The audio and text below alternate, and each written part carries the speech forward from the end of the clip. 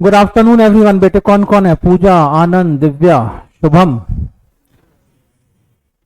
Welcome to this accounts class, financial accounting class. हमारा क्या syllabus है, कैसा सिलेबस है, ये तो हम ऑलरेडी कल क्लास के अंदर डिस्कस कर चुके थे। आवाज आ रही है sir? Okay, very good Shashank, thank you, thanks a lot. हाँ, हमारा सिलेबस क्या क्या होगा, सिलेबस के बारे में ऑलरेडी कल हम क्लास के अंदर डिस्कस कर चुके थे। अगर आप लोगों ने सिलेबस कितना है, कैसा है, पेपर का पैटर्न कैसा होगा, एग्जाम में क्वेश्चन पेपर कैसे आएंगे, अगर ये आपको देखना है तो आप प्रीवियस वीडियो को जाके एक बार देख सकते हैं। उसके अंदर सारी बातें डिस्कस कर रखी थी। आज क्या हुआ बेटे क्लास में? आज लॉ की क्लास में क्या हुआ? तो कल क्या हुआ था?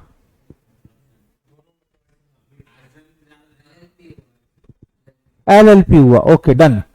ओके, तो बेटे आगे चले फिर। यस सर, आगे चलो। अकाउंट लो बेटे, मेरे हिसाब से आज से पढ़ाई शुरू करते नहीं चाहिए, क्योंकि कल सिलेबस देखने के बाद तो आपको ऐसा लग ही गया होगा कि नहीं यार, समय बर्बाद करना बेकार है। ठीक है ना? हाँ, तो शुरू करें? हाँ सर, शुरू करो। चलो बेटे, आप लोग बेटे मेरे साथ साथ लिखेंगे। जब भी आप लोगों को नहीं लिखना होगा मैं कह दूंगा अभी ना लिखें, बाकी मेरे साथ साथ आप लोग लिखते चलें। बहुत सारी चीजें ऐसी हैं जो आपको बीच बीच में डिस्कस करते रहनी पड़ेंगी मेरे साथ साथ। अच्छा, सबसे पहला सवाल बेटे जो अक्सर स्टूडेंट क्लास के अंदर पूछते हैं कि सर नोट्स कैसे मेंटेन करना है, तो पहले मैं वो चीजें बता दूं आपको, नोट्स कैसे मेंटेन करना है।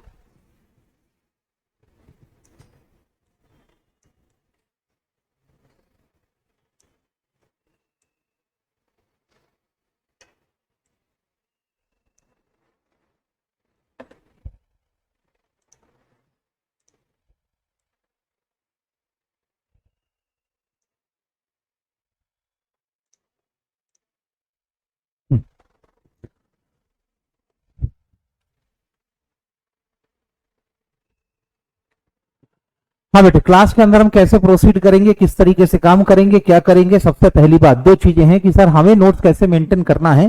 तो मैं हमेशा रेफर करता हूं कि आप अपने नोट्स को मेंटेन करने के लिए, दो कॉपी मेंटेन करेंगे। एक कॉपी मेंटेन करेंगे लगभग आप 300 पेजेस की।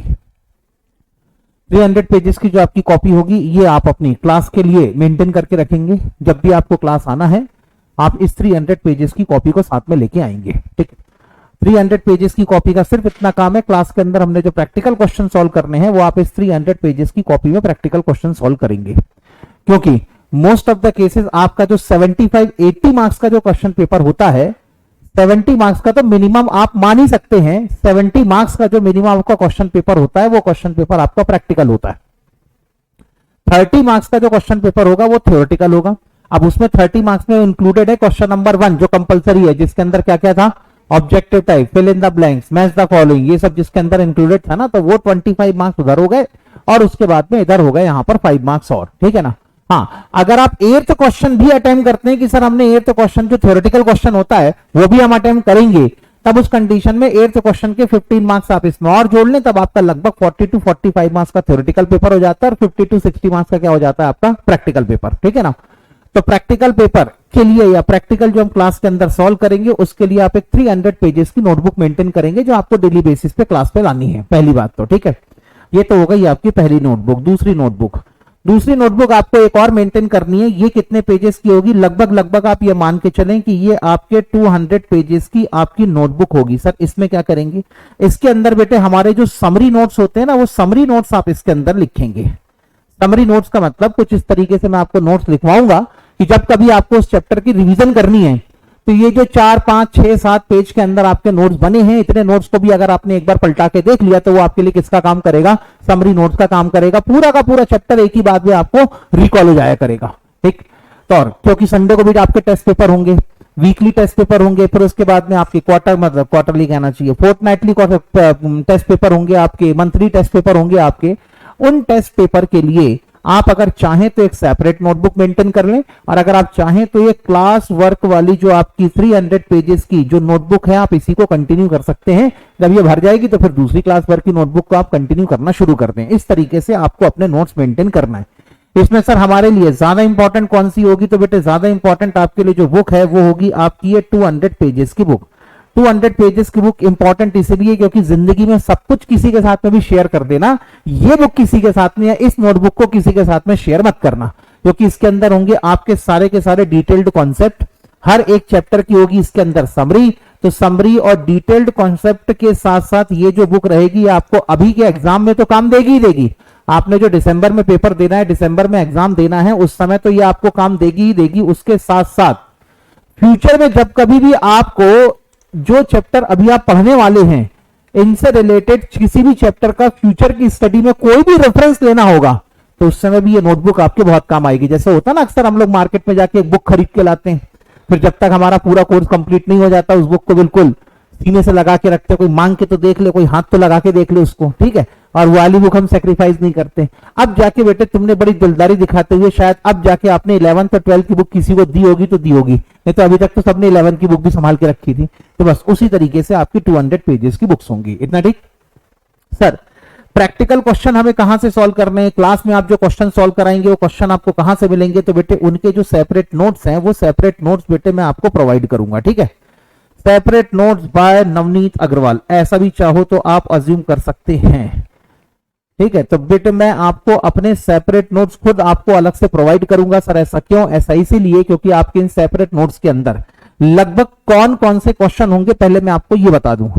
लगभग वो सारे क्वेश्चन होंगे, लगभग मतलब पूरे के पूरे नहीं, लगभग वो सारे क्वेश्चन होंगे जो आपके इंस्टीट्यूट के मॉड्यूल के क्वेश्चन है। पहली बात तो इसके अंदर हमारा क्या कवर हो जाएगा? इसके अंदर हमारा कवर हो जाएगा ICMAI का जो स्टडी मटेरियल है, वो स्टडी मटेरियल आपका पूरा कवर हो जाएगा। उसके साथ साथ आपके जो पास्ट एग्जाम के क्वेश्चन पेपर्स हैं, पास्ट एग्जाम क्वेश्चन पेपर्स, इनके भी जितने इंपॉर्टेंट क्वेश्चन होंगे उन सारे इंपॉर्टेंट क्वेश्चन को भी इसी नोट्स के अंदर मैं डाल दूंगा। इतना ठीक है। तो इससे ये भी हो जाएगा कि भाई स्टडी मटेरियल भी आपका कुछ नहीं छूटेगा, स्टडी मटेरियल का जो कंटेंट है पूरा का पूरा कंटेंट आपका कवर भी हो जाएगा। साथ में पास्ट एग्जाम के क्वेश्चन पेपर भी रहेंगे, तो एटलीस्ट ये भी समझ में आ जाएगा कि इंस्टीट्यूट के किस तरीके के क्वेश्चन पेपर आते हैं, एग्जाम में आने वाले क्वेश्चन का लेवल क्या होता है, किस तरीके से क्वेश्चन आते हैं, उनकी ड्राफ्टिंग कैसे होनी चाहिए, उनके आंसर कैसे लिखने चाहिए, ये सारी बातें भी आपकी यहां पर क्लियर हो जाएंगी। तो इसीलिए ये 300 पेजेस की नोटबुक और ये 200 पेजेस की नोटबुक ये आपको मेंटेन करनी है। सर 200 पेजेस की नोटबुक को जो फेस टू फेस बच्चे पढ़ रहे हैं क्या डेली क्लास के अंदर लेके आना है? तो नहीं, डेली क्लास के अंदर लेके नहीं आना है। आपको जो भी रेलेवेंट नोट्स होंगे, रेलेवेंट नोट्स में आपको लिखवा दूंगा, फिर जाके आप उसको अपने 200 पेज की कॉपी में ट्रांसफर कर लेना। मतलब एक बार और कॉपी करना पड़ेगा। एक बार और कॉपी करने के पीछे का लॉजिक सिर्फ इतना सा है ताकि आपको रिकॉल हो जाए कि आज हमने क्लास के अंदर क्या पढ़ा था, इससे बड़ा इसके साथ और कोई रीजन नहीं है। क्लियर है यहां तक? तो इस तरीके से आपकी नोटिंग होनी चाहिए, इस तरीके से आपकी नोटबुक मेंटेन होनी चाहिए जो एग्जाम के समय आपको भरपूर मदद करे। क्योंकि एग्जाम के समय अक्सर क्या होता है, हम जब हड़बड़ाना शुरू करते हैं ना, और जब देखते हैं कि यार इतना बड़ा कोर्स है, इतना बड़ा सिलेबस है, 2 महीने बाद एग्जाम है, कहां से? सर कुछ क्वेश्चन तो गलत है ना ICMI में, उसको रेक्टिफाई करके PDF सेंड कर सकते हो सर। कृष्णा राव बेटे ICMAI की बुक में अगर कुछ क्वेश्चन गलत होंगे तो जब मैं उन क्वेश्चंस को अपनी बुक में डालूंगा या अपने नोट्स के अंदर डालूंगा तो उनको रेक्टिफाई करके ही डालूंगा, ठीक है ना। और रही बात उन क्वेश्चन को रेक्टिफाई करके अगर आपको चाहिए हैं, ऐसे आप चाह रहे हो कि मैं भेजूं, तो बेटे भेज सकता हूं, लेकिन फिलहाल 15-20 दिन तक तो ये काम नहीं हो पाएगा, क्योंकि 15-20 दिन बेटे मैं अभी इस बुक को लिखने में थोड़ा सा ज्यादा बिजी हूं। आगे चलें। Yes sir done. तो इस तरीके से ये सारी तैयारी आप मान के चलें कब के लिए कर रहे हैं? सारी तैयारी आप दिसंबर 2023 के लिए कर रहे हैं, ताकि जिस दिन भी ऐसा लगे कि आज आपको अकाउंट का रिवीजन करना है तो ऐसा ना हो किससे पढ़ूं, किससे छोड़ूं, किसका पढ़ना है, किसका छोड़ना है। फिर कई बार स्टूडेंट क्या होता है, घबराहट में दुनिया भर की बुक इकट्ठी कर लेते हैं, मार्केट के अंदर जाते हैं, शॉप में जाते हैं और वहां पर ICMAI की इंटरमीडिएट की फाइनेंशियल अकाउंटिंग की कोई बुक दिखाओ, उसने भी आपके सामने 4 पब्लिशर की बुक रख दी, अपन ने भी कहा चलो ये वाली भी खरीद लेते हैं, ये वाली भी खरीद लेते हैं। दुनिया भर का स्टडी मटेरियल हम इकट्ठा कर तो लेते हैं, लेकिन बाद में पता लगा स्टडी मटेरियल का कोई आउटपुट ही नहीं आया, ना आप इससे पढ़ पाए ना आप उससे पढ़ पाए, क्योंकि जरूरत से ज्यादा का स्टडी मटेरियल भी कंफ्यूजन क्रिएट करता है। स्टडी मटेरियल उतना ही होना चाहिए जितने को हम कवर कर सकें, जिसके अंदर पूरा का पूरा सिलेबस आपका कवर हो जाए, जिसके अंदर सारी बातें आपकी कंफर्म हो जाए, उतना ही स्टडी मटेरियल आपके पास में होना चाहिए। जरूरत से ज्यादा का स्टडी मटेरियल एग्जाम के समय सिवाय आपके दिमाग में कंफ्यूजन क्रिएट करने के, आपको भटकाने के और आपका रिजल्ट बिगाड़ने के अलावा कोई काम नहीं करेगा। मैं ये नहीं कहता कि बेटे बुक्स अच्छी चीजें नहीं है, बुक्स बहुत अच्छी चीजें होती हैं, लेकिन कई बार जरूरत से ज्यादा बुक्स भी कंफ्यूजन क्रिएट करती हैं। कभी देखा बेटे जो बेवकूफ आदमी होता है कभी कंफ्यूज दिखा वो आपको? नहीं। कभी भी देखना बेटे जो बेवकूफ आदमी होता है ना, नालायक होता है, जो बिल्कुल नष्ट किस्म का आदमी होता है, जिसने कुछ पढ़ा ही नहीं, उसके दिमाग में कोई कंफ्यूजन नहीं होता। कंफ्यूजन किसके दिमाग में होता है? जो पढ़ लिख के जाता है। ठीक है, तो इसलिए होता यह है, और कंफ्यूजन सिर्फ इसलिए होता है मल्टीपल मटेरियल को रेफर करने के चक्कर में। जब हम अपने ही क्रिएट किए हुए, अपने ही बनाए हुए मटेरियल के ऊपर भरोसा करना छोड़ देते हैं ना, तब उस समय आता है कंफ्यूजन। इसलिए अपने मटेरियल को खुद बनाओ, अपना मटेरियल खुद प्रिपेयर करो, उसके ऊपर पूरा भरोसा करो, definitely you will get success in your examination. आगे चलो, चलो बेटे आगे शुरू करो। लो बेटे लिखना शुरू करें। इसके आगे आप लोग कहां से शुरू करेंगे? तो बेटे आपका जो सेक्शन ए है, मैं सेक्शन ए से ही पढ़ाना शुरू करता हूं, क्योंकि मानता हूं बेटे आप लोगों ने पूरा बेसिक्स वगैरह पढ़ रखा है। अकाउंटिंग का सारा बेसिक्स आपको आता है, journal entry, ledger posting, trial balance, ये वो सब आपको आता है। आई एग्री विद दिस, क्योंकि सीए फाउंडेशन के सीएमए फाउंडेशन के अंदर ये सब चीजें तो वैसे भी होती ही होती हैं। So all of your basic has been cleared, I know with that. लेकिन फिर भी जो सेक्शन ए है, सेक्शन ए से ही कहानी शुरू की जाए तो ज्यादा अच्छा है। सेक्शन ए में सबसे पहले जहां से शुरू करना है वो है बेटे आपका अकाउंटिंग साइकिल। पहला टॉपिक क्या होगा आज का? Accounting cycle. अकाउंटिंग साइकिल पे अगर आपको आना है, अकाउंटिंग साइकिल पे अगर आपको पहुंचना है, तब उस कंडीशन में सर ये मामला होता क्या है, what is the meaning of accounting cycle. जो पूरी की पूरी आपकी अकाउंटिंग की प्रोसेस होती है ना, जिस प्रोसेस से आपको गुजरना पड़ता है अकाउंटिंग करने के लिए, उसे एक्चुअली क्या कहा जाता है? Accounting cycle. It is a complete process of your accounting. तो अकाउंटिंग साइकिल के नीचे ब्रैकेट में लिख दें प्रोसेस ऑफ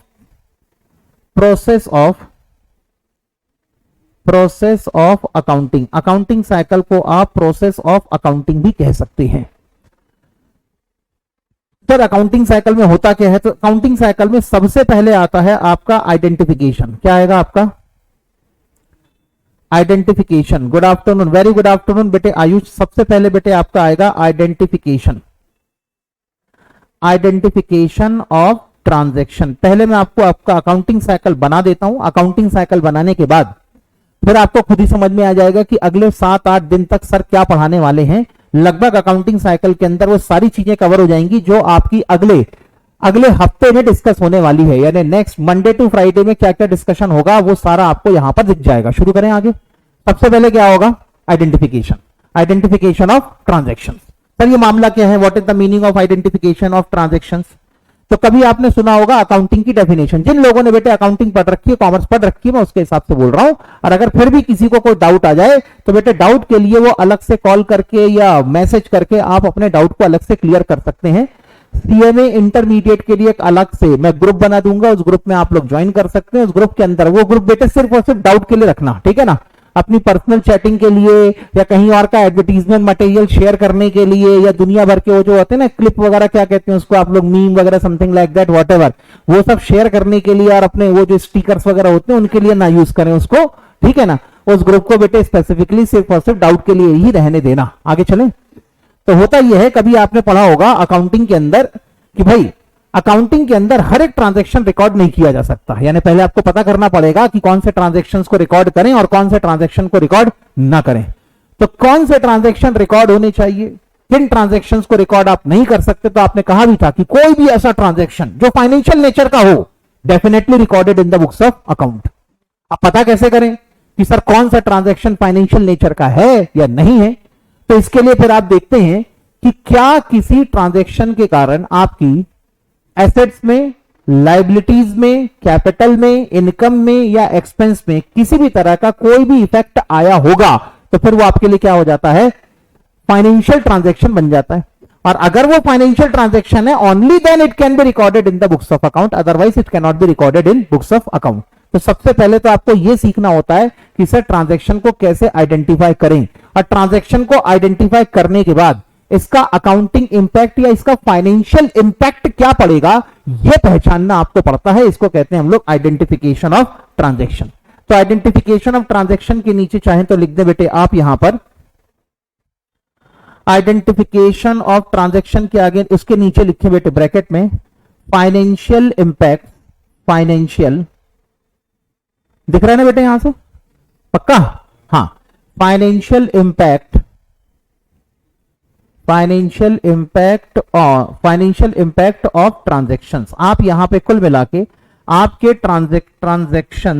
ट्रांजैक्शंस का फाइनेंशियल इंपैक्ट क्या होगा, ये आप समझने की कोशिश करेंगे। सर क्या ये हमने कभी पढ़ा है? हाँ, अगर आप लोगों ने पढ़ा होगा तो 11th क्लास के अंदर पढ़ा होगा।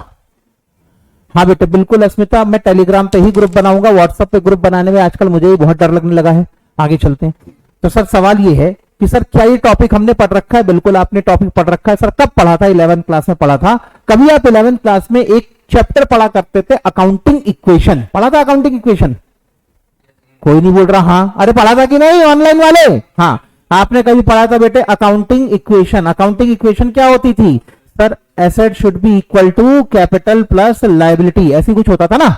तो बस बेटे यहां पर आप क्या करते थे, ऐसा नहीं लगता बेटे इस चैप्टर के अंदर आप हर एक ट्रांजैक्शन के किस किस एसेट के ऊपर और लायबिलिटी के ऊपर और कैपिटल के ऊपर क्या इंपैक्ट होगा ये पता करने की कोशिश करते थे। तो बस यही होता है आइडेंटिफिकेशन ऑफ ट्रांजैक्शन, कि अगर कोई ट्रांजैक्शन हुआ है तो उस ट्रांजैक्शन का एसेट के ऊपर, लायबिलिटी के ऊपर, कैपिटल के ऊपर, इनकम के ऊपर, एक्सपेंस के ऊपर क्या इंपैक्ट पड़ेगा, इसको हम लोग कहते हैं आइडेंटिफिकेशन ऑफ ट्रांजैक्शन। सर ये पहली स्टेप होगी? हाँ बेटे, अकाउंटिंग के अंदर ये हमेशा आपकी पहली स्टेप होगी, क्योंकि ट्रांजैक्शन को ठीक तरीके से आइडेंटिफाई ना किया जाए तो वन थिंग इज श्योर कि आगे की फर्दर अकाउंटिंग आप कर ही नहीं सकते। जब आपको पता ही नहीं कि इसका एसेट, लायबिलिटी, कैपिटल, इनकम और एक्सपेंस के ऊपर क्या इंपैक्ट आएगा तो फर्दर अकाउंटिंग पॉसिबल हो ही नहीं सकती। उसके बाद सर इसके बाद सेकंड स्टेप क्या होती है? ट्रांजैक्शन को आइडेंटिफाई करने के बाद आपकी अब जो सेकंड स्टेप होगी वो सेकंड स्टेप होगी रिकॉर्डिंग। सेकंड स्टेप कौन सी होगी आपकी? रिकॉर्डिंग। सर रिकॉर्डिंग मतलब जब भी किसी समय पे कोई भी ट्रांजैक्शन होगा उसको इमीडिएटली उसी समय आपको कहीं ना कहीं लिखना पड़ेगा, इमीडिएटली उसी समय अपनी अकाउंट की बुक में कहीं ना कहीं रिकॉर्ड करना पड़ेगा। तो उस ट्रांजैक्शन को रिकॉर्ड करने की जो प्रोसेस होती है इसको हम लोग क्या कहते हैं? रिकॉर्डिंग। सर रिकॉर्डिंग कैसे करते हैं? हमने पढ़ रखी है। हाँ बेटे रिकॉर्डिंग भी तुमने पढ़ रखी है। सर क्या बात कर रहे हो? हाँ बेटे रिकॉर्डिंग भी आपने पढ़ रखी है। सर रिकॉर्डिंग कैसे होती थी? बेटे रिकॉर्डिंग होती थी जर्नल एंट्री के थ्रू। कभी जर्नल एंट्री बनाई है? कैसी बात कर रहे हो सर, 12th क्लास पास करके बैठे और आप कह रहे हो कभी जर्नल एंट्री बनाइए? मतलब सर ऐसी बेइज्जती भी ना करो।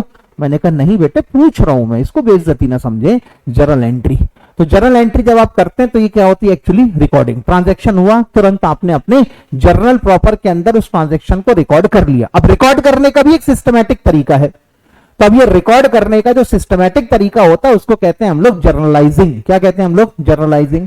तो ऐसी कंडीशन में सेकंड स्टेप होती है इसके अंदर रिकॉर्डिंग। जिस समय जो भी ट्रांजैक्शन होगा इमीडिएटली आप उस ट्रांजैक्शन को अपनी अकाउंट की बुक में रिकॉर्ड कर देंगे। ठीक, आगे चलते हैं। सर कैसे रिकॉर्ड करेंगे? कैसे का जवाब बेटे आपको मंडे की क्लास में मिलेगा। ठीक है, आज की क्लास में तो सिर्फ नाम सुनो ताकि पता चले कि सर आगे आने वाले चैप्टर में, आगे आने वाले दिनों में कौन कौन से चैप्टर पढ़ाने वाले हैं। तो बेटे समझ में आया मंडे को हमारी क्लास किस चीज की होगी? बताओ ना बेटे, मंडे को हमारी क्लास किस चीज की होगी? हाँ बेटे रिकॉर्डेड क्लास भी प्रोवाइड होगी। हाँ, मंडे को हमारी क्लास किस चीज की होगी? एंट्री नहीं, मंडे को हमारी क्लास होगी आइडेंटिफिकेशन ऑफ ट्रांजैक्शन की। इसमें बेटे हम 3-4 क्वेश्चन सॉल्व करने की कोशिश करेंगे और पता करने की कोशिश करेंगे कि किस ट्रांजैक्शन का एसेट, लायबिलिटी, कैपिटल के ऊपर क्या इंपैक्ट आता है। सिर्फ एक दिन, हाँ एक दिन के अंदर आपका आइडेंटिफिकेशन कंप्लीट हो जाता है। ट्यूसडे को आपकी, ट्यूसडे और वेंसडे 2 दिन आपकी क्लास किसकी चलेगी? अब जर्नल एंट्री की। अपकमिंग वीक का मैं आपको शेड्यूल बता दे रहा हूं, शेड्यूल दे रहा हूं आपको। ट्यूसडे और वेंसडे 2 दिन आपकी क्लास कौन सी चलेगी? जर्नल एंट्री की। आगे चलें सर। इसके बाद अगली प्रोसेस क्या होती है? तो बेटे अगली प्रोसेस इसके बाद होती है लेजर पोस्टिंग या लेजर, या इसको हम लोग नॉर्मली कह देते हैं बेटे अगली स्टेप में पोस्टिंग। नेक्स्ट स्टेप होगी पोस्टिंग। कई बार बेटे इसे कहा जाता है लेजर पोस्टिंग। तो ये होगा आपकी अकाउंटिंग प्रोसेस का अगला काम। सबसे पहले क्या किया हमने? ट्रांजैक्शन को आइडेंटिफाई किया। दूसरे बार क्या किया बेटे? ट्रांजैक्शन को आइडेंटिफाई करने के बाद अगर हमें लगा कि ये क्या है, हमारा फाइनेंशियल नेचर का ट्रांजैक्शन है, तब बेटे हमने उसके क्या किया? इमीडिएटली उसे हमने अपने अकाउंट की बुक में रिकॉर्ड कर दिए। सर आइडेंटिफिकेशन में तो ट्रांजैक्शन, अरे तो वो तो आज ही दिखा दूंगा बेटे। कृष्ण राव टेंशन मत लो बेटे। आइडेंटिफिकेशन में जो आप ट्रांजैक्शन और इवेंट देखते हो वो मैं अभी दिखा दूंगा, उसकी टेंशन मत लो। आगे चलूं? हाँ, उसके बाद बेटे अगली प्रोसेस क्या होगी? Ledger posting. Sir ledger posting वाला क्या मामला है? लेजर पोस्टिंग वाला मामला अगर आपको समझना है तो आप इसको समझने के लिए अपना बेडरूम, आपका जो पर्सनल बेडरूम होगा अगर दिया होगा, किस्मत अच्छी होगी, हम लोगों की तो नहीं हुआ करती थी, ठीक है ना, धक्के मार के बेटे हमेशा कॉमन रूम में ही रखा जाता था, रात को सोने के लिए हॉल में गद्दे डाल दिया जाता, चलो पड़े रहो नालायक यहीं पर। हाँ, तो अक्सर क्या होता, हाँ, लेकिन जो मेरी बहनें थी उनको बड़ी जल्दी उनका बेडरूम मिल गया यार, सेपरेट रूम मिल गया यार उनको, और प्रॉपर बड़ा कायदा इंटीरियर करके मिला यार उनको, तो ठीक है, कबर्ड बने थे, बेड बना हुआ था, ये वो। मैंने कहा यार ये सही है, हमारे साथ ही भेदभाव हो रहा है, हमको तो लड़का था, हमको, हाँ वही, मेरे को तो लगा था कि लड़के घर के चिराग होते तो चिराग को ऐसी इज्जत, चलो हॉल में जाके नाला गद्दा डाल के सो। हाँ, और हमने तो सुना था लड़कियां पराया धन होती है, पराया धन की इतनी व्यवस्था और लड़के लिए वो व्यवस्था नहीं। मैंने कहा ठीक है। जब भी मैं अपनी बहनों के रूम में जाके देखता था, भगवान कसम सत्यानाशी मची रहती थी। मतलब अगर आप सोच लो कि कभी मैं अपनी पर्सनल लाइफ की बात कर रहा हूं, आपके घर में ऐसा होता है कि नहीं होता, होता नहीं। हाँ, जब भी उनके रूम में जाऊं मैं, कभी ऐसा लगे कि इनके रूम की टेबल, मतलब कि टेबल और डेस्क ऐसा होता था, टेबल चेयर वगैरह लगी होती थी, वहां बैठ के पढ़ लेता हूं। भाई ये कॉपी रखने की जगह मिल जाए तो किस्मत। उसके बाद कभी ऐसा लगता था कि चलो ठीक है, टेबल कुर्सी इतनी भरी पड़ी है वहां पर, बेड में, उनके बेड में बैठ के पढ़ लेता हूं। भाई बेड में पहले पूरे कपड़े ऐसे हाथ से उठा के किनारे सरकाने पड़ते थे, फिर जाके थोड़ी सी जगह बनती थी, तब जाके मुझ जैसा गरीब आदमी वहां बैठ के पढ़ पाता था। ठीक है, तो मुद्दा यह है कि आपने क्या किया बेटे, आपने अपने पूरे सामान को लाया और बेडरूम में उठा के लाके पटक दिया। तो जर्नल एंट्री करने का मतलब यह है कि जैसे जैसे ट्रांजैक्शन हुआ, आपने उन ट्रांजैक्शन को अपनी अकाउंट की बुक में रिकॉर्ड कर दिया, सारे ट्रांजैक्शन उठाए लाके आपने अपने बेडरूम के अंदर लाके पटक दिए।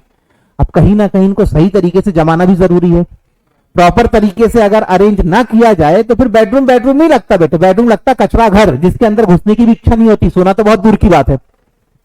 तो जैसे हम अपने शेल्फ को जमाते हैं, सारी चीजों को सही तरीके से जहां जहां प्रॉपर तरीके से होनी चाहिए वहां वहां उसको हम लोग रखते हैं, वैसे अकाउंटिंग में भी ये काम करना पड़ता है। अकाउंटिंग में भी आपके जितने ट्रांजैक्शन हुए हैं, उन ट्रांजैक्शन को रिकॉर्ड करने के बाद जो सिमिलर नेचर के ट्रांजैक्शंस हैं, उन सिमिलर नेचर के ट्रांजैक्शन को कहीं ना कहीं प्रॉपर तरीके से लाके अरेंज करना पड़ता है, प्रॉपर तरीके से लाके क्या करना पड़ता है, क्लासिफाई करना पड़ता है। इस प्रॉपर अरेंजमेंट को हम लोग कहते हैं क्लासिफिकेशन। सर क्लासिफिकेशन क्यों, ये अजीब सा नाम क्यों दे दिया आपने क्लासिफिकेशन? क्लासिफिकेशन नाम मैंने इसलिए दिया है क्योंकि क्लासिफिकेशन वर्ड किससे बना है? क्लासिफिकेशन वर्ड बना है क्लासिफिकेशन। कभी बेटे आपने स्टैटिस्टिक्स के अंदर पढ़ा होगा, पढ़ा था ऐसा कुछ? Classification of data, quantitative classification, qualitative classification, ऐसा पढ़ा था ना आपने? तो बस बेटे क्लासिफिकेशन वर्ड ही किससे बना है? क्लास से। किससे बना है? क्लास। क्लास का मतलब क्या होता है? ग्रुप। आप बेटे ग्रुप बनाओ, ठीक?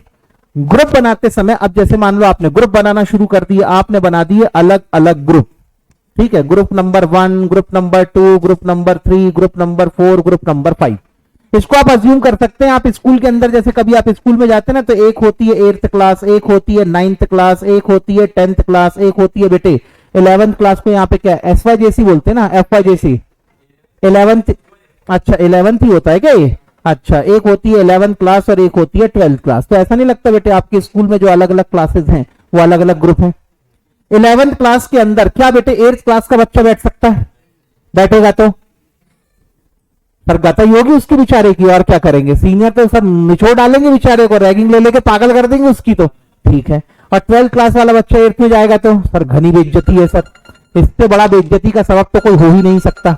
एक मिनट, हाँ एक्सक्यूज मी।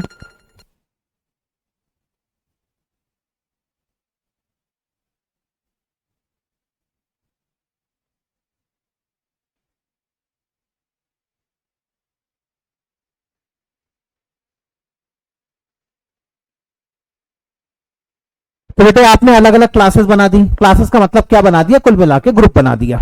अब होता यह है जब आप ग्रुपिंग करते हैं तो 8th क्लास के अंदर कौन सा बच्चा बैठेगा? जो 8th क्लास को बिलोंग करता होगा। तो वही काम हम अपनी अकाउंटिंग के अंदर करते हैं। मैंने कहा बेटे हमने भी एक ग्रुप बनाया, लेकिन उसका नाम 8th क्लास नहीं रखेंगे, उसका नाम क्या रखेंगे? Cash account. क्या रखेंगे? Cash account. अब इसके अंदर कौन से ट्रांजेक्शन रिकॉर्ड होंगे? सिर्फ कैश की ट्रांजेक्शन रिकॉर्ड करोगे, ठीक है ना? फिर मैंने एक और ग्रुप बना दिया बेटे, 9th नाम नहीं रखा, मैंने रख दिया बेटे यहां पर सैलरी अकाउंट। ग्रुप का नाम क्या रखा मैंने? Salary account. अब इसके अंदर कौन से ट्रांजैक्शन रिकॉर्ड होंगे? सिर्फ सैलरी के ट्रांजैक्शन रिकॉर्ड होंगे और तो कोई ट्रांजैक्शन रिकॉर्ड नहीं होता। वैसे ही बेटे 10th क्लास की जगह मैंने लिख दिया यहां पर परचेज अकाउंट। कौन सा अकाउंट लिख दिया? Purchase account. इसके अंदर कौन से ट्रांजैक्शन रिकॉर्ड होंगे? सिर्फ परचेज के ट्रांजैक्शन रिकॉर्ड होंगे। और इसी तरीके से हम अपने अकाउंटिंग में भी ग्रुपिंग करते हैं। ग्रुपिंग करते समय हमेशा एक बात याद रखी जाती है कि ग्रुप इस तरीके से बनाए जाएं कि दो ग्रुप अलग अलग होने चाहिए। ऑल टुगेदर क्या होना चाहिए? हेट्रोजीनियस। इसको हम लोग टेक्निकली क्या कहते हैं? हेट्रोजीनियस। कभी ये वाला वर्ड सुना होगा आपने स्टैटिस्टिक्स के अंदर, हेट्रोजीनियस। हेट्रोजीनियस का मतलब होता है बिल्कुल अलग अलग होना, जिनकी क्लासिफिकेशन, जिनकी कैरेक्टरिस्टिक्स, जिनका नेचर यानी जिनकी प्रकृति बिल्कुल अलग अलग है। ठीक है ना? तो ये हो गया हेट्रोजीनियस। लेकिन ग्रुप के अंदर जितने आइटम आप डालेंगे, जितनी चीजों को आप रखेंगे, वो हमेशा क्या होना चाहिए? होमोजीनियस। होमोजीनियस। होमोजीनियस का मतलब होता है एक जैसा, सेम। तो ऐसी कंडीशन में यहां पर भी अकाउंटिंग के अंदर इसी तरीके से क्लासिफिकेशन होती है। अलग अलग अकाउंट्स ओपन किए जाते हैं। अकाउंट का मतलब आप ग्रुप से समझ सकते हैं। हर एक अकाउंट अपने आप में क्या है? एक इंडिविजुअल ग्रुप है और उस ग्रुप के अंदर उसी से रिलेटेड ट्रांजैक्शंस को हम ट्रांसफर कर देंगे। तो इससे होगा क्या? आपका जो कमरा बिखरा हुआ था वो सारा का सारा कमरा आके जम जाएगा। ठीक है ना? कपड़े बेटे कपड़ों के शेल्फ में चले गए, बुक्स बेटे बुक्स के शेल्फ में चली गई, नोटबुक नोटबुक की शेल्फ में चली गई। ठीक है? पेन जिनके ढक्कन गुम चुके थे वो डस्टबिन में चले गए। पेन जिनके आज भी कैप बाकी है, जो सही सलामत है पूरी तरीके से, बेटे वो कहां पे आ गए? पेन स्टैंड के अंदर आ गए। अब ऐसा लग रहा है स्टडी टेबल जमी हुई है और आपका बेडरूम पूरा जमा हुआ है। तो बस जैसे आपने बेडरूम जमाया उसी तरीके से हम बेटे अकाउंटिंग के अंदर भी सारे ट्रांजैक्शन को रीअरेंज करने की कोशिश करते हैं ताकि सिमिलर नेचर के ट्रांजैक्शन एक जगह आपको मिल जाए। उसे कहा जाता है लेजर पोस्टिंग। तो अगला टॉपिक हमारा कौन सा होगा? Ledger posting. तो लो बेटे, मंडे को क्या होने वाला है आपका? आइडेंटिफिकेशन। ट्यूसडे और वेंसडे को क्या होने वाली है? Journal entry. थर्सडे को क्या होगा आपका? Ledger posting. थर्सडे को लेजर पोस्टिंग कंप्लीट करने के बाद फिर आप चलेंगे बेटे फ्राइडे का हिसाब किताब। सब फ्राइडे को क्या करवाने वाले हो? तो इसके बाद बेटे बताओ, तुम अगर कॉमर्स पढ़े हुए हो तो बताओ क्या हो जाना चाहिए? क्या बात है बेटे, एक नंबर। क्या हो जाना चाहिए? Trial balance. इसके बाद क्या होगा बेटे? आप बनाएंगे अपना ट्रायल बैलेंस। तो ट्रायल बैलेंस में क्या करेंगे? समरी। आजकल बेटे वैसे भी 2 मिनट्स या 1 मिनट शॉर्ट्स का जमाना है। मैगी वालों ने बेटे 2 मिनट्स मैगी शुरू करी थी और उस कल्चर को हमने इतनी तेजी से अडॉप्ट किया, ठीक है ना, कि बेटे सबसे पहले वो कल्चर कौन लेके आ गए? फिर इंस्टाग्राम वाले लेके आ गए रील के नाम पे। और फिर इंस्टाग्राम वालों की रील में अच्छी कमाई होने लगी, खूब सारे सब्सक्राइबर आने लगे। यूट्यूब वालों को कंपटीशन लगा तो वो भी किसको लेके आ गए? रील को। अब हमारी जिंदगी बेटे 1 मिनट की रील में सिमट के रह गई है कुल मिला के। तो वैसे 1 मिनट की रील ऐसा नहीं है कि कोई नई बात है।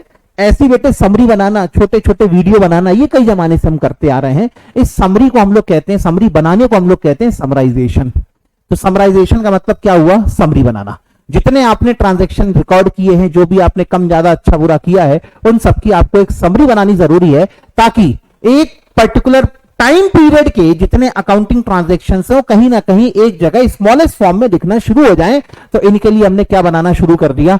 ट्रायल बैलेंस बनाना हमने शुरू कर दिया। तो अगली स्टेप क्या होगी आपकी? ट्रायल बैलेंस बनाने की।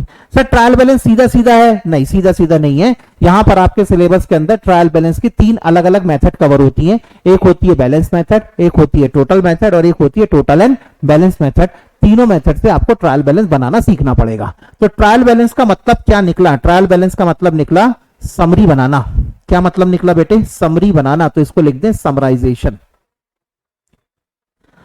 ट्रायल बैलेंस बनाने का मतलब है यहां पर समराइजेशन। तो आपने बेटे बना ली ट्रांजैक्शन की समरी, बन गई ट्रायल बैलेंस भी, ठीक है, डन। अब बेटे यहां पर ट्रायल बैलेंस बनाने के बाद सर इसके बाद क्या किया जाता है? तो इसके बाद अब ढूंढे जाते हैं एडजस्टमेंट। कभी आपने 11th-12th में अकाउंटिंग पढ़ी होगी, तो जब फाइनल अकाउंट आप पढ़ते थे तो फाइनल अकाउंट का क्वेश्चन कैसे आता था? याद करो, आपको एक ट्रायल बैलेंस दिया होता था, उसके नीचे कुछ एडिशनल इंफॉर्मेशन दी होती थी, उसको आप कहा करते थे एडजस्टमेंट, ठीक है ना। फिर अपने एडजस्टमेंट को सीधे कहां इनकॉर्पोरेट करते थे? Final account. सबसे कॉमन एडजस्टमेंट, कोई आए या ना आए, क्लोजिंग स्टॉक तो आएगा ही आएगा। कहां डालोगे इसको? सर बैलेंस शीट में एसेट साइड में लिख देंगे और दूसरा ट्रेडिंग अकाउंट के क्रेडिट में लिख देंगे, बोलो ठीक। फिर दूसरा बड़ा कॉमन एडजस्टमेंट घिस पिट के हर क्वेश्चन में आता था, आउटस्टैंडिंग सैलरी एंड वेजेस। ठीक है, ये तो आना ही आना एग्जाम में, मतलब 8-10 उसकी लिस्ट बना लो, उसके बाहर तो अपना 11th और 12th का पेपर ही नहीं आता था। तो बेटे दूसरा आउटस्टैंडिंग सैलरी एंड वेजेस। तो बताओ आउटस्टैंडिंग सैलरी एंड वेजेस का क्या करते थे? एक तो बैलेंस शीट में लायबिलिटी साइड में डाल दो सर, आउटस्टैंडिंग सैलरी है, लायबिलिटी अपनी, अपन ने अपने मजदूर से, लेबर से, एम्प्लॉय से काम करा लिया, पैसे नहीं दिए अभी तक, तो क्या है हमारी लायबिलिटी। और दूसरा क्या है हमारा खर्चा भी है, तो खर्चा है तो इसको आपने कहां पर ऐड कर दिया, सैलरी के अंदर ले जाके ऐड कर दिया। एक आध दो एडजस्टमेंट जिसने आपको बहुत डराया बेटे, provision for doubtful debts. Sir ये तो आना मतलब ऐसा था कि किस जन्म का पाप धो रहे हमको समझ में नहीं आया बेटे, उस जन्म के जिसको आप अपने किसी जन्म का पाप मानते हैं, प्रोविजन फॉर डाउटफुल डेट्स, उसके लिए इंस्टीट्यूट ने पूरा का पूरा एक चैप्टर ही बना के दिया है आपको, टेंशन ना लें। यानी जब तक आप इस पाप को पूरी तरह से एक्सेप्ट नहीं कर लेंगे, भगवान भोलेनाथ के जैसे जब तक हलाहल विष पूरा नहीं पी लेंगे आप, तब तक बेटे आपका पीछा ये प्रोविजन फॉर डाउटफुल डेट्स नहीं छोड़ेगा। तो यहां पर आपने तो डायरेक्टली क्या किया, आपने एडजस्टमेंट पढ़ा और एडजस्टमेंट को सीधे किसमें इनकॉर्पोरेट कर दिया, trading and profit and loss account और बैलेंस शीट के अंदर उठा के इनकॉर्पोरेट कर दिया, यही काम किया था आपने, डन सर। लेकिन यहां पर ऐसा नहीं होता, रियल टाइम में जब अकाउंटिंग होती है तो रियल टाइम में अकाउंटिंग करने या अकाउंटिंग में सबसे पहले ट्रायल बैलेंस बनने के बाद क्या ढूंढे जाते हैं, एडजस्टमेंट ढूंढे जाते हैं। क्या ढूंढे जाते हैं, एडजस्टमेंट। तो यहां पर इसके बाद जो अगली स्टेप होती है, अगली स्टेप होती है एडजस्टमेंट को फाइंड आउट करने की। एडजस्टमेंट ढूंढे जाएंगे और जितने एडजस्टमेंट आप ढूंढेंगे उन एडजस्टमेंट की पहले क्या बनाई जाएगी, जर्नल एंट्री बनाई जाएगी। इतना ठीक है। याद करो बेटे, बचपन में आपको एडजस्टमेंट के लिए एडजस्टमेंट एंट्रीज भी सिखाई जाती थी। ऑनलाइन कितने स्टूडेंट हैं जो नॉन कॉमर्स हैं, ऑनलाइन बेटे ऐसे कितने स्टूडेंट हैं जिन्होंने आज के पहले कभी कॉमर्स नहीं पढ़ी थी, बताएं बेटे, हैंड रेस करें, बताएं बेटे कितने लोग ऐसे हैं जिन्होंने आज के पहले कभी जिंदगी में कॉमर्स नहीं पढ़ रखी है। एडजस्टमेंट सर, एडजस्टमेंट के बाद क्या होगा, अब बेटे इन एडजस्टमेंट को ट्रायल बैलेंस के साथ में उनके रेलेवेंट आइटम के साथ में इनकॉर्पोरेट किया जाएगा। जैसे अभी आप क्या कर रहे थे थोड़ी देर पहले, आप बेटे थोड़ी देर पहले आउटस्टैंडिंग सैलरी के दो ट्रीटमेंट क्या बता रहे थे, बैलेंस शीट में लायबिलिटी साइड में ऐड करेंगे, बोलो ठीक, और दूसरा प्रॉफिट एंड लॉस अकाउंट में खर्चों के नाम पे दिखाएंगे, ऐसे कर रहे थे ना आप। तो इन्होंने कहा एक काम करो, अब अगर आपकी आउटस्टैंडिंग सैलरी है तो ट्रायल बैलेंस ऑलरेडी बना हुआ है आपका, ट्रायल बैलेंस के अंदर कौन सा अकाउंट दिख रहा है, सैलरी अकाउंट दिख रहा है। तो ये जो सैलरी आउटस्टैंडिंग है इसको लगे यहां तो सैलरी के अंदर अभी ऐड कर दो, और जो आउटस्टैंडिंग सैलरी है उसे आप अपने ट्रायल बैलेंस के क्रेडिट साइड में लिख दो, क्योंकि ये क्या है आपकी लायबिलिटी, और लायबिलिटी होगा तो कौन सा बैलेंस होगा, क्रेडिट बैलेंस होगा। तो यहां पर सबसे पहले ट्रायल बैलेंस बनाने के बाद अगला काम क्या होता है, एडजस्टमेंट एंट्रीज को रिकॉर्ड करना। एडजस्टमेंट एंट्री को रिकॉर्ड करने के बाद अब इन्हीं एडजस्टमेंट एंट्रीज को अब आप क्या करेंगे, इन एडजस्टमेंट एंट्री को आप अपने ट्रायल बैलेंस के साथ में इनकॉर्पोरेट कर देंगे, और ट्रायल बैलेंस के साथ में इनकॉर्पोरेट करके एक नया ट्रायल बैलेंस बनाया जाता है जिसे कहा जाता है बेटे पोस्ट एडजस्टेड ट्रायल बैलेंस। क्या कहते हैं इसे, post adjusted trial balance, post adjusted trial balance. इसके बाद अगली स्टेप होती है step number 6, preparation of post adjusted trial balance. इतना काम बेटे आपको पहले यहां पर करना पड़ेगा। अब बन गया बेटे ट्रायल बैलेंस, अब फाइनली आपके पास में ट्रायल बैलेंस बन गया है। अब आप अपनी अकाउंट की बुक को क्लोज कर सकते हैं। अब एक थॉट ये आता है कि सर अकाउंट की बुक तो यहीं पे क्लोज हो जानी चाहिए थी, जहां पर हमने ट्रायल बैलेंस बनाया था तो यहीं पर आपको अपनी अकाउंट की बुक को क्लोज कर देना चाहिए था सर। मैंने कहा नहीं, अकाउंट की बुक इस समय क्लोज नहीं होती। क्यों नहीं क्लोज होती, क्योंकि अभी तो आपको ट्रायल बैलेंस से, अभी तो बेटे आपको ट्रायल बैलेंस से सिर्फ क्या मिला है, अभी आपको ट्रायल बैलेंस से सिर्फ बैलेंसेस मिले हैं। उन बैलेंसेस के आपने सिर्फ अकाउंट के मेजर ग्रॉस बैलेंसेस मिले हैं। फिर आप क्या करोगे, अपनी एडजस्टमेंट एंट्री बनाओगे। एडजस्टमेंट एंट्री में या जब आप जर्नल एंट्री बनाएंगे तो इसकी भी तो लेजर पोस्टिंग करनी पड़ेगी। और अगर अकाउंट की बुक को यहीं पर क्लोज कर दिया जाता तो अकाउंट की बुक को क्लोज करने के बाद क्या फिर से जर्नल लेजर पोस्टिंग की जा सकती है? सोच के देखो ना, आपने सैलरी अकाउंट ओपन किया था, अब सैलरी अकाउंट ऑलरेडी क्लोज हो गया तो क्या उसकी लेजर पोस्टिंग फिर से कर सकते हो आप? नहीं कर सकते। इसलिए अकाउंट की बुक यहां पर क्लोज नहीं होती है। अकाउंट की बुक फाइनली कहां पर क्लोज होती है, पोस्ट एडजस्टेड ट्रायल बैलेंस बनने के बाद। अब इसके बाद फाइनली क्या कर दिया जाएगा, इसके बाद फाइनली बेटे आप अपनी अकाउंट्स की बुक को क्लोज कर देते हैं। You are suppose to close the books of account, you are suppose to close books. यहां पर आपको अपनी अकाउंट्स की बुक को क्लोज करनी पड़ेगी। ये होगी आपकी स्टेप नंबर 7। सर अकाउंट की बुक क्लोज हो गई, अब क्या करें? बस अकाउंट की बुक क्लोज हो गई है तो अल्टीमेट अकाउंटिंग का आपका जो ऑब्जेक्टिव है, आप अपने ऑब्जेक्टिव को पूरा करें। ऑब्जेक्टिव क्या है? ऑब्जेक्टिव है सर हमें अपने बिजनेस की इनकम पोजीशन आइडेंटिफाई करना है, हमें अपने बिजनेस की फाइनेंशियल पोजीशन आइडेंटिफाई करना है। तो ये जो इनकम पोजीशन और फाइनेंशियल पोजीशन आइडेंटिफाई करने वाला मामला होता है, इसे कहा जाता है फाइनल अकाउंट बनाना। क्या बनाना बेटे? फाइनल अकाउंट या फाइनेंशियल स्टेटमेंट। तो आखिरी स्टेप यहां पर कौन सी होती है? फाइनेंशियल स्टेटमेंट होती है। आप यहां पर क्या करेंगे? फाइनेंशियल स्टेटमेंट को प्रिपेयर करेंगे। फाइनेंशियल स्टेटमेंट के अंदर क्या आएगा? तो फाइनेंशियल स्टेटमेंट के अंदर आपका वही trading and profit and loss account आएगा, वही आपकी बैलेंस शीट आएगी, कैश फ्लो स्टेटमेंट आएगा। They are all included in your financial statement. ये होगा बेटे आपकी स्टेप नंबर 8। बस यहां पर आपकी आगे अकाउंटिंग खत्म। अगले साल से क्या होगा? बस बेटे यही सर्कल वापस आके यहां पर आइडेंटिफिकेशन में ऐड हो जाएगा। फिर अगले साल से क्या होगा आपका? फिर अगले साल से identification of transaction and event. फिर अगले साल जितने ट्रांजैक्शन होंगे उनको अकाउंट की बुक में रिकॉर्ड किया जाएगा। फिर अगले साल बेटे उन्हीं ट्रांजैक्शन की क्या रिकॉर्डिंग के बाद क्या होगी? लेजर पोस्टिंग होगी। तो इसी तरीके से आपका काम यहां पर चलता रहेगा। और इसीलिए सर ये प्रोसेस क्या हमेशा इसी तरीके से चलती रहेगी? The answer is yes, this process will keep on going like this. Sir always? Yes always. कब तक? जब तक बिजनेस बंद नहीं हो जाता तब तक the same process will continue. और ये क्योंकि साइकिल कंटिन्यूअसली चलता रहेगा और एक ही सेंटेंस बोलता रहेगा, मैं समय हूं। ठीक है, इसीलिए बेटे हमने इसका नाम दे दिया अकाउंटिंग साइकिल। समझ में आया? सर ये तो हमको पहले से मालूम था बेटे, आपको तो पहले से मालूम है, मैं मानता हूं इन सब बातों को। लेकिन क्या है, क्वेश्चन नंबर 1 आपका होगा कंपलसरी। और क्वेश्चन नंबर 1 जो आपका कंपलसरी है उसके साथ में प्रॉब्लम ये है कि 10 क्वेश्चन कौन से होंगे? MCQ based. 5 क्वेश्चन कौन से होंगे? Fill in the blanks. एक क्वेश्चन कौन सा होगा? Match the following. चलो मैच द फॉलोइंग आजू बाजू वाले के साथ में जोड़ी में अपन ने निपटा लिया, वो भी समझ में आ जाती है बात। एमसीक्यू में भी अपन ने एबीसीडी का निपटा लिया। लेकिन फिल इन द ब्लैंक्स के अंदर जब एक स्पेसिफिक वर्ड लिखने की बात आती है ना, तब वहां पर आपको बहुत स्पेसिफिक होना पड़ता है। वहां पर आपकी लैंग्वेज बड़ी शानदार होनी चाहिए। इसलिए अब आपकी मजबूरी है कि इंस्टीट्यूट के मॉड्यूल में जितनी थ्योरी लिखी है उस पूरी की पूरी थ्योरी को आपको वर्ड टू वर्ड वैसे ही समझना है और वर्ड टू वर्ड आपको वैसे ही याद रखना पड़ेगा अगर आप अपना ऑब्जेक्टिव बना के चल रहे हैं 85 प्लस का। तो हाँ, अगर आप में से कोई ऐसा है कि सर देखो ग्रुप 1 के अंदर पहला सब्जेक्ट कौन सा है? पहला सब्जेक्ट अकाउंट टैक्स। पहला सब्जेक्ट कौन सा है? टैक्स। टैक्स भी नहीं है, कायदे से पहला सब्जेक्ट है लॉ। दूसरा सब्जेक्ट है फाइनेंशियल अकाउंटिंग, ठीक है ना। तीसरा सब्जेक्ट है आपका टैक्स। चौथा सब्जेक्ट है आपका कॉस्ट अकाउंटिंग, ठीक है ना। अब आपका कहना यह है कि सर हमें अकाउंटिंग में ना 40 मिल जाए बस, बाकी का तो हिसाब किताब हमने बचे हुए 3 सब्जेक्ट में से ढूंढना है, तब कोई दिक्कत नहीं है बेटे। तब अगर इस थ्योरेटिकल बैकग्राउंड की तरफ ज्यादा ध्यान आपने नहीं दिया तो भी चल जाएगा। लेकिन फिर बेटे 40, 45, 50 आते हैं तो फिर मुझे दोष मत देना कि नवनीत सर ने बिल्कुल अच्छा नहीं पढ़ाया था। मेरी मजबूरी हो जाएगी, मुझे आपके साथ में ऐसे धीरे धीरे ही चलना पड़ेगा। तो स्टेप नंबर 1 क्या है आपकी? Identification of transaction. अब इसी के अंदर एक वर्ड लिखा हुआ है transaction. Sir what is the meaning of transaction? अक्सर आप अकाउंटिंग करते समय 2 वर्ड पढ़ेंगे। कौन कौन से 2 वर्ड पढ़ेंगे? आप अकाउंटिंग करते समय अक्सर 2 वर्ड पढ़ेंगे। एक होता है ट्रांजैक्शन और एक होता है इवेंट। आइडेंटिफिकेशन के अंदर ये चीजें भी आती हैं कि आपको हर एक बिजनेस एक्टिविटी को फिल्टर करके देखना पड़ता है कि कौन सी बिजनेस एक्टिविटी ट्रांजैक्शन है और कौन सी बिजनेस एक्टिविटी आपके लिए इवेंट है। फॉर एग्जांपल अगर मैं आपसे कहूं कि बेटे आप अपनी गाड़ी से, अपनी 2 व्हीलर से घर से निकले, आपने देखा गाड़ी में पेट्रोल कम है, आपने गाड़ी में पेट्रोल डलवाया। अब इसे आप ट्रांजैक्शन कहोगे या इवेंट कहोगे?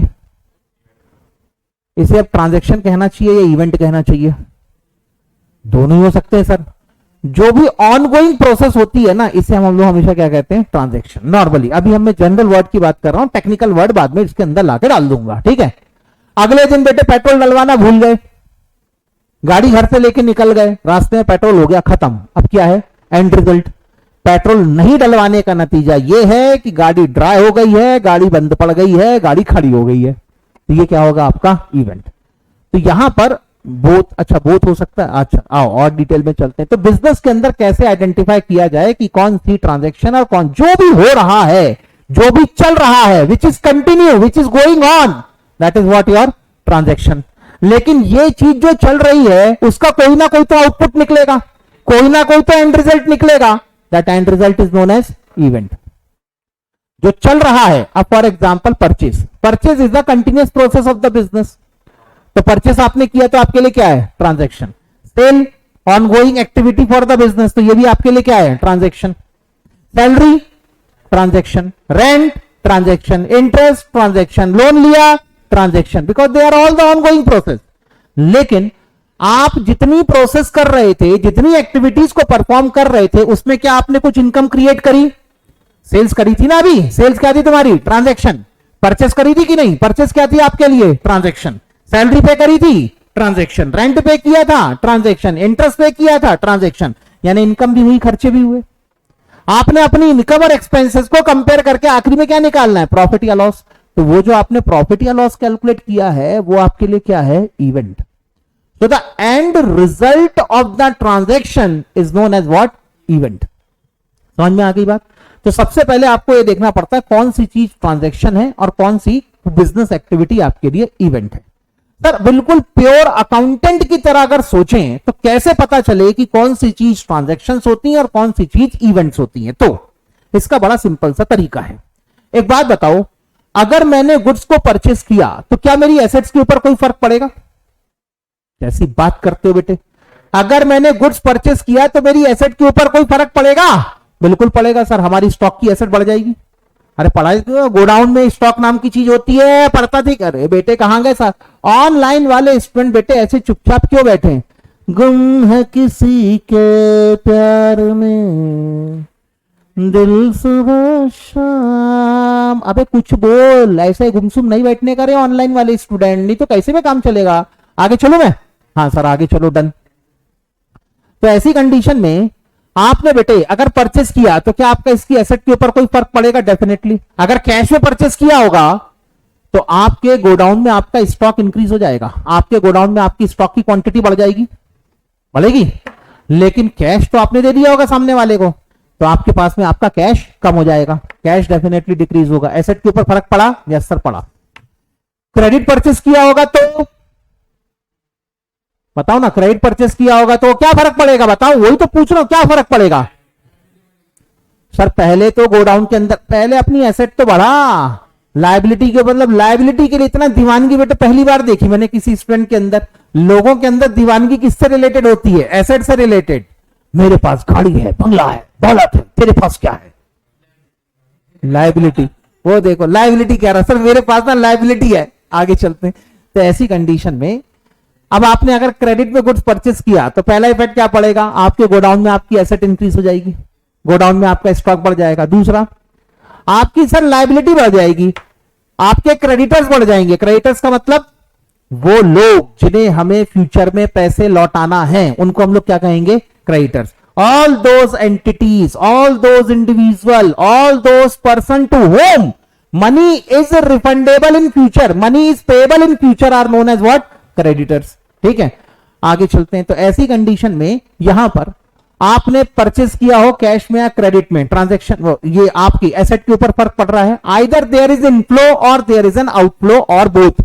आपकी एसेट या तो आपको एसेट मिल रही होगी, या तो आप अपनी एसेट किसी को दे रहे होंगे, ठीक है, और या तो आपको एसेट मिल भी रही होगी और एसेट दे भी रहे होंगे, जैसे कैश परचेस में होता है। अब आपने फर्नीचर खरीदा कैश में, तो बताओ किसके ऊपर इंपैक्ट पड़ेगा इसका? बताओ ऑनलाइन वालों, अगर आपने फर्नीचर खरीदा तो क्या इससे हमारी किसी एसेट के ऊपर कोई फर्क पड़ेगा? एक एसेट बढ़ेगी। कौन सी एसेट बढ़ेगी? फर्नीचर की एसेट बढ़ जाएगी, और एक एसेट डिक्रीज भी हो जाएगी। कौन सी? कैश की एसेट। यानी बेटे हमें एसेट मिल भी रही है और हम अपनी एसेट दे भी रहे हैं। तो जब एसेट आपको मिल रही होती है, इसे कहा जाता है इनफ्लो ऑफ रिसोर्सेस। हमेशा याद रखना, अकाउंटिंग के अंदर बहुत जब आपको थ्योरेटिकल आंसर लिखने हो तो थ्योरेटिकल आंसर को लिखते समय आप हमेशा एसेट को किस नाम से लिखें? एसेट को नाम से लिखें आप रिसोर्सेस। ठीक है, एसेट मतलब क्या? रिसोर्सेस। ये कुछ वर्ड्स हैं, ये कुछ नॉमेनक्लेचर हैं, की वर्ड्स हैं जो आपके अकाउंट के किसी भी थ्योरी के आंसर को लिखते समय आपको यूज करना चाहिए, क्योंकि यही बड़े टेक्निकल वर्ड्स हैं जिनको देख देख के एग्जामिनर आपको आंसर देते कि नहीं यार ये पढ़ा लिख के आया है। एसेट तो हर कोई लिखता है, अपन ने क्या लिखा वहां पर? रिसोर्स। ठीक है ना? तो बेटे अगर आप किसी भी तरह की कोई भी बिजनेस एक्टिविटी परफॉर्म करते हैं जिससे आपके या तो रिसोर्सेस की इनफ्लो हो रही हो, रिसोर्सेस की क्या हो रही हो? या तो रिसोर्सेस की हो रही हो इनफ्लो, या तो रिसोर्सेस की क्या हो रही हो? आउटफ्लो। और भी हो सकता है, एंड भी हो सकता है। और एंड मैंने क्यों लिखा? या तो सिर्फ इनफ्लो हो रही होगी तो भी ट्रांजैक्शन, या तो सिर्फ आउटफ्लो हो रही होगी तो भी ट्रांजैक्शन, इनफ्लो और आउटफ्लो दोनों हो रही है तो भी वो ट्रांजैक्शन। आगे चलें, तो अगर रिसोर्सेज की इनफ्लो हो रही है या रिसोर्सेज की आउटफ्लो हो रही है या दोनों हो रही है, तब ये आपके लिए क्या होगा, ट्रांजैक्शन। ठीक है, लेकिन अगर मैं बात करूं कि सर इवेंट को कैसे डिफाइन करोगे, तो एसेट का मतलब दूसरा नाम क्या, रिसोर्सेज। पढ़ लिया, रिसोर्सेज याद रहेगा। यहां पर neither there is inflow, neither inflow, ना तो कोई इनफ्लो हो रही है, nor there is any outflow, nor outflow, ना तो कोई एसेट की इनफ्लो हुई ना तो कोई एसेट की आउटफ्लो हुई, तब वो बिजनेस एक्टिविटी क्या कहलाएगी, ट्रांजैक्शन, सॉरी इवेंट। आगे चलूं, ये तो हो गया पहला तरीका पता करने का कि क्या ट्रांजैक्शन है और क्या इवेंट है। और आगे चलते हैं, ठीक है सर। इसके बाद और कोई दूसरा तरीका, इसका एक बड़ा सामान्य सा बड़ा जनरल सा एक तरीका और भी है। कोई भी आप ऐसी बिजनेस एक्टिविटी करते हैं जिस बिजनेस एक्टिविटी में किसी आउटसाइडर की इन्वॉल्वमेंट है, तो फिर वो क्या हो जाता है आपके लिए, transaction. Any of the business activity in which outsider is involve. तो लिखो बेटे इसी के अंदर, ये तो हो गया बेटे आपका पहला पॉइंट, एसेट्स रिसोर्सेज हैं, इनफ्लो हो या आउटफ्लो हो तो ये ट्रांजैक्शन, ना तो इनफ्लो ना तो आउटफ्लो। उसी के बाद if outsider is involve, outsider कोई भी बाहर का आदमी आपके साथ इस बिजनेस एक्टिविटी में इन्वॉल्व है, आउटसाइडर इज इन्वॉल्व, तो फिर ये आपके लिए क्या हो जाएगा, ट्रांजैक्शन। क्योंकि डेफिनेट सी बात है, आप कोई भी बिजनेस एक्टिविटी परफॉर्म करते हैं जिसमें आउटसाइडर इन्वॉल्व है, तो इसका मतलब आउटसाइडर या तो आपको पैसे देगा या तो आउटसाइडर आपसे पैसे लेगा, या तो आउटसाइडर आपको एसेट देगा या तो आपसे आप कोई ना कोई एसेट लेके ही जाएगा। ऐसे ही होने वाला है ना कुछ ना कुछ। अब किसी ने आपसे आप बेटे अपनी दुकान में बैठे, एक ग्राहक आता है कहता है क्रेडिट में गुड्स चाहिए, आपने कहा ठीक है, कितने दिन बाद पैसे देगा, उसने कहा 15 दिन बाद, हमने कहा ठीक है ले जा ले भाई, क्या दिक्कत है। अब ऐसा नहीं लग रहा बेटे आपने उसको क्रेडिट में सेल्स करी है, क्रेडिट में सेल्स की तो तुमको क्या मिला, सर वचन, मेरा वचन ही है शासन। अबे फालतू की बातें मत करो, ठीक है। कुल मिला के आपको अभी तो कुछ नहीं मिला, अभी तो उल्टा आपको अपनी एसेट देनी पड़ गई यहां पर। तो there is an outflow of asset but there is not any kind of inflow. तो इसका ऑल्टरनेटिव यहां पर जजमेंट कैसे लाया जा सकता है कि अगर यहां पर किसी आउटसाइडर की इन्वॉल्वमेंट है किसी भी बिजनेस एक्टिविटी में, तब वो क्या हो सकती है आपके लिए, ट्रांजैक्शन। लेकिन अगर किसी आउटसाइडर की इन्वॉल्वमेंट नहीं है, फिर भी आप किसी ना किसी तरह की कोई ना कोई एक्टिविटी परफॉर्म कर रहे हैं, तो फिर वो क्या हो जाती है आपकी, event. No involvement of outsider,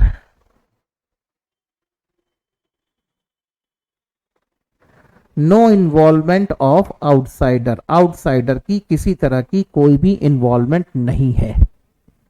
इतना क्लियर, पक्का, yes. Creation of liabilities taking place, yes. आगे चलूं, पक्का, डन, ठीक है। तो यहां तो बात हो गई सर क्या ट्रांजैक्शन होते हैं और क्या इवेंट्स होते हैं। अब इन ट्रांजैक्शन और इवेंट्स का फाइनेंशियल इंपैक्ट क्या होता है वो आइडेंटिफाई करना बाकी है कि सर कौन से ट्रांजैक्शन या कौन से इवेंट कब किस समय कैसा फाइनेंशियल इंपैक्ट क्रिएट करते हैं वो पता करना बाकी है। और वो हमारा कब डिस्कस होगा, अब मंडे को डिस्कस होगा। यानी मंडे को हम क्या पढ़ने वाले हैं, अकाउंटिंग इक्वेशन पढ़ने वाले हैं। इतना क्लियर, डन। चलो, उम्मीद है बेटे आज की क्लास आपको अच्छी लगी होगी, कुछ समझ में आया होगा, ऐसा लगा होगा कि शायद कुछ तो भी पुराने में से कुछ नया है। ठीक है, वही पुराने में से कुछ नया है, इसलिए तो मैंने कहा। चलो बेटे, अगर किसी को डाउट हो तो मैं बहुत जल्दी बेटे आपका एक व्हाट्सएप का ग्रुप बना दूंगा डाउट सेशन के लिए, वहां पर आप अपने डाउट को पोस्ट कर सकते हैं। तब तक के लिए बेटे मंडे को मुलाकात होगी, तब तक के लिए बाय बाय।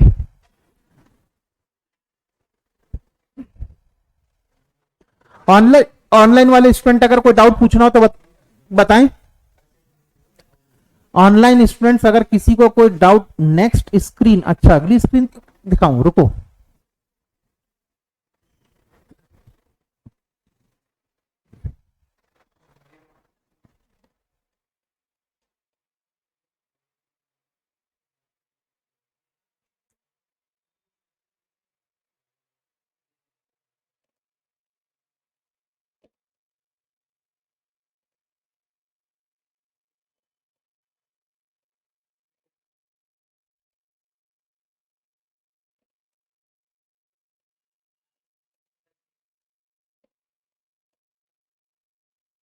पार्टनरशिप नहीं पढ़ा है 12th में, कोई बात नहीं बेटे, मोहित नहीं पढ़ा होगा तो पार्टनरशिप वैसे भी हमारी क्लास के अंदर डिटेल में डिस्कशन होगा।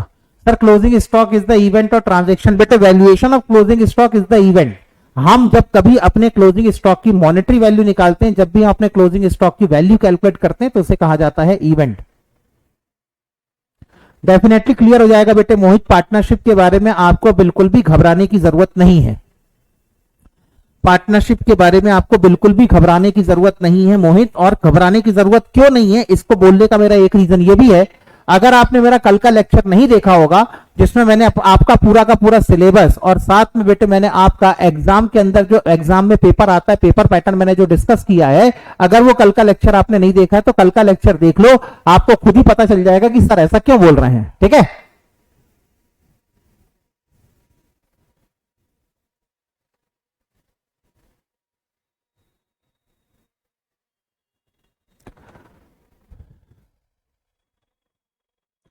ओके सर, चलो बेटे बाय बाय, मंडे को मिलेंगे।